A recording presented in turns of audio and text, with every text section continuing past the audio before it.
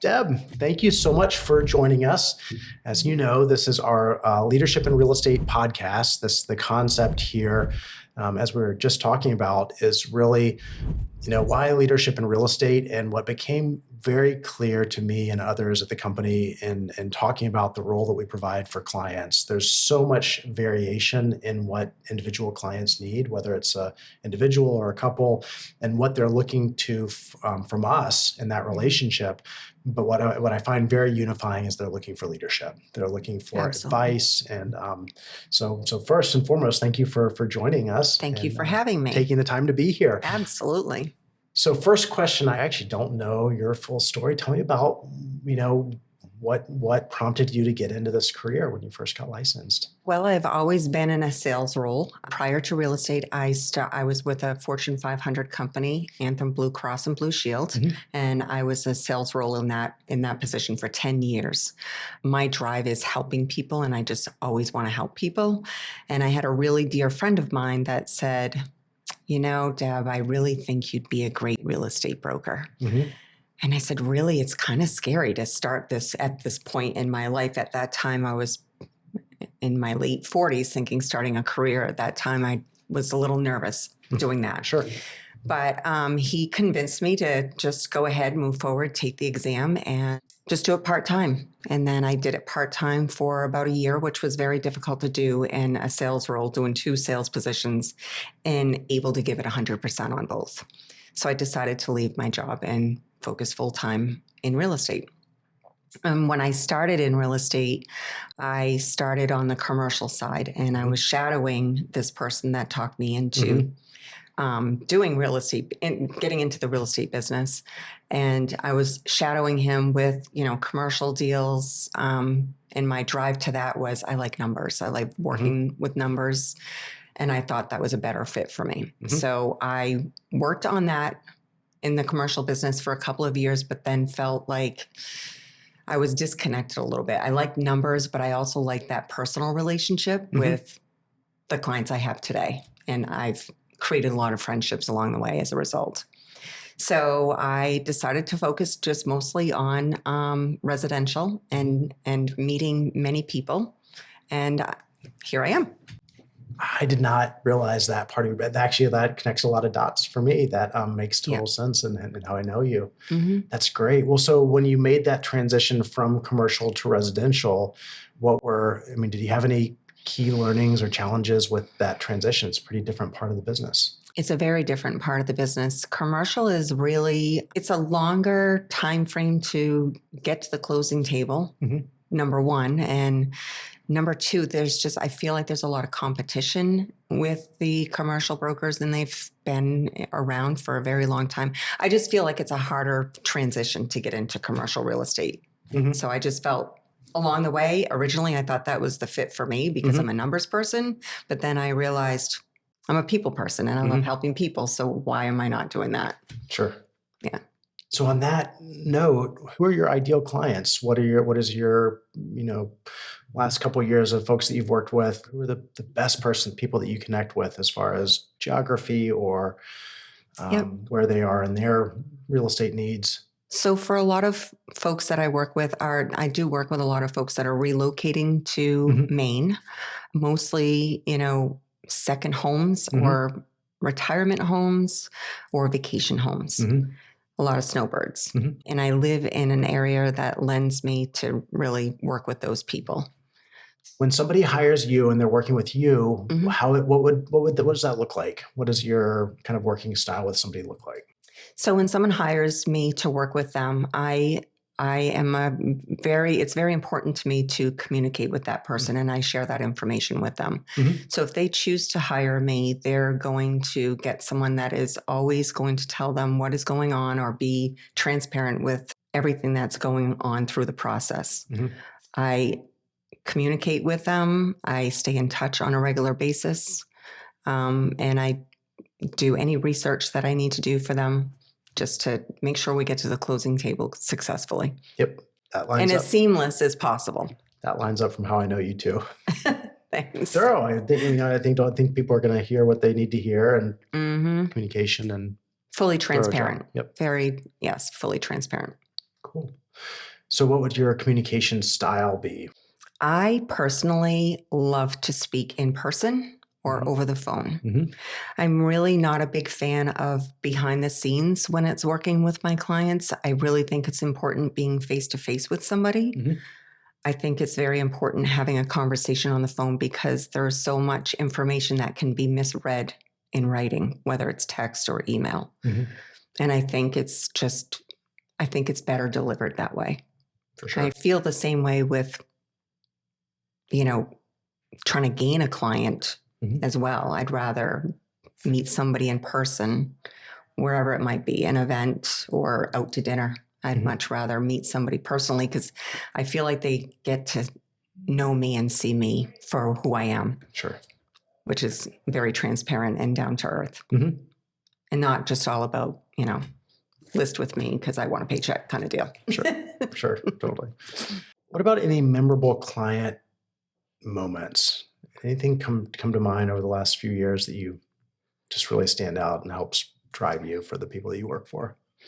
Yes, a couple stand out, but this particular one, they had been working with a broker, not in a just looking at properties, and they made a couple of offers, and they kept losing Mhm. on their own. They weren't getting the deals that they wanted. They weren't getting the homes they were putting offers in on. So I had met them through an old neighbor of mine. It happened to be his sister. Mhm. And I had reached out to them to see if there was anything I could do to help them. And went to their home and had a long conversation. And we just kind of it was just an easy conversation. It was like somebody I knew forever. And we entered into a contract, and they were nervous about it because every offer they made, they did not get the home. So the first home that we looked at, we made an offer, and they were really nervous about my approach in the offer because they didn't want to lose it. Mhm. But they chose to trust me, and we made the offer in the direction that I thought was best for them. And they agreed, and it turned out to work exactly the way that we Planned. anticipated. And now they are so excited because I saved them a lot of money in my approach. Mhm. And they got the first house they looked at with Oh, me. that's great. So they were pretty excited. Yep. Oh, Yeah. what a success. That was really exciting That is great. for all of us still Great memory, today. for sure. Yeah. Oh, very Yeah. cool. So what would you do? What would you have for any advice for future clients, either another buyer looking to get into the market, maybe they've had some challenges and they're trying to get in, or on the flip side, a seller who's thinking about Mhm. selling, in the next few months?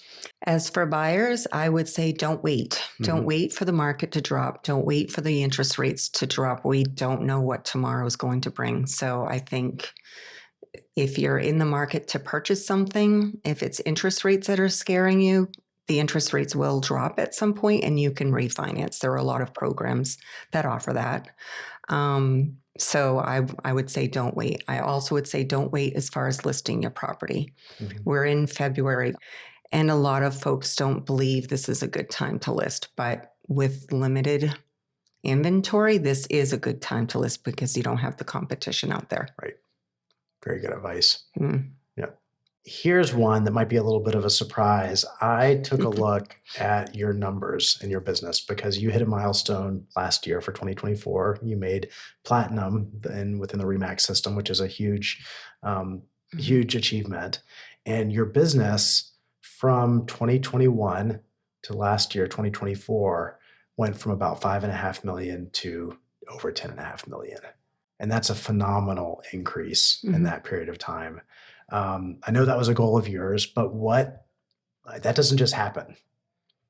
Drive makes it happen. And when I say drive, it means being in your business every day and making efforts to get that client, making phone calls, stopping by someone's house that you might have heard that might be interested in selling, following up with those folks that come to your open houses and, building a relationship with them, Mhm. including them in your, any kind of information you might send your past clients. Mhm. Keep in touch with them that way. Pay attention to what they're saying and what they're looking for and what is really going to get them to list or to buy. And if you really listen close enough, you'll get the hints. And for example, I had a client that said, I'm not selling my house till I find something.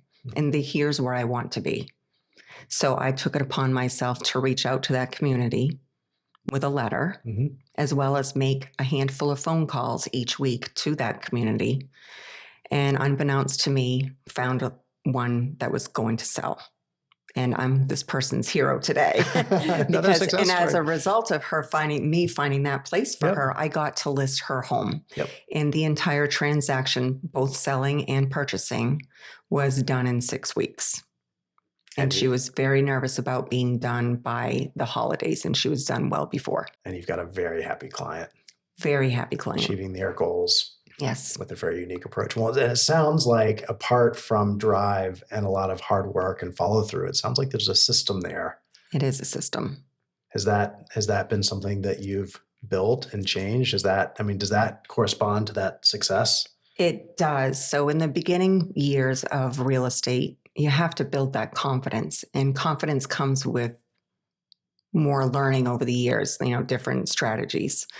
And in the beginning, you're kind of shy and you don't want to be in somebody's face, or you don't want to inundate people with information. It's just that learning curve. And I think once I got to that point where I felt confident in what I was doing and in the business, I had no problem reaching out to folks and having that conversation with them. And I can have that conversation anywhere. At dinner, I enjoy it. Every single time I go out, I'm talking to people about real estate, always. I live and breathe it. I enjoy it. I enjoy helping people. And I enjoy, having them succeed in doing one of the most important and largest purchases in their life. And I will handhold them till they get to that point. Like what makes them happy makes me happy. So that's what my drive is. That's what gives me the drive to follow up on calls, just because I want to be somebody's hero and succeed. That is so cool. Yeah. Well, and as you know, we at Shoreline are all about you and your business. And so it's not,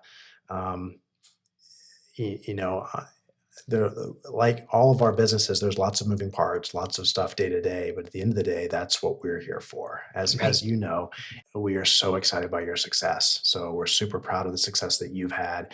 And it's just like when we're working with clients in the field, those successes that you've created due to your follow through and hard work, we feel the same sense of pride and accomplishment as part of your team. So we are excited for that opportunity and so proud of you and your success. So it's really, really fun to see. Thank you for sharing some more behind the scenes on it. Absolutely. And it's been a pleasure working with RE/MAX Shoreline. It's been great having you there when I need you, and what you offer for services are great. Couldn't have done it really without you. So here's a curveball. 2024 changes in our industry. We had a lot of changes last year. How did that, apart from having serious success in your sales performance and kind of meeting your goals from a production standpoint, which, we focus on the happy clients. It's one client at a time. Right.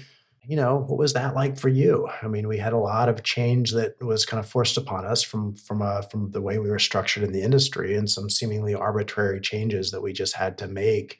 What did that look like for you? What was that for you in your process? I think change is always difficult, whether it's a good change or a bad change. I think that it's just something that we have to work through. But I think there's also some advantages to changes that come our way. And I think it's been I think this change that has happened with the real estate industry has been a great way to be able to explain the process to our clients even more so than we did before.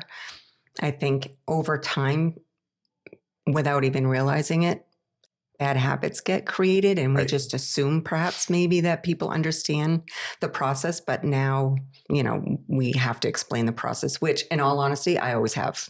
I've always explained the process 100% from start to finish with my clients. Now, there were some shocking learnings that came through in that, early day changes. We were looking at the settlement, and to realize we're one of 18 states where written buyer agreements were already required by state law. That was a surprise, but it's like, okay, well, we've done the hard work. We're doing that with our clients, but some other nuances that we obviously have to adapt to. Right. Yeah. Exactly. Well, great job. Great job Thanks. adapting and Thanks. getting there. Well, Deb, thank you so much for joining. It was such a pleasure to talk to you more about your business as always, Yeah. and appreciate everything you had to share. Thank you so much for having me. It was a pleasure. Thank you. Thanks.